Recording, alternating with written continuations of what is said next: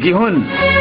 सयौं फुलको बगैँचामा एउटै फुल छानेको छु, तिमी मेरो मात्र मेरो यति मैले जानेको छु।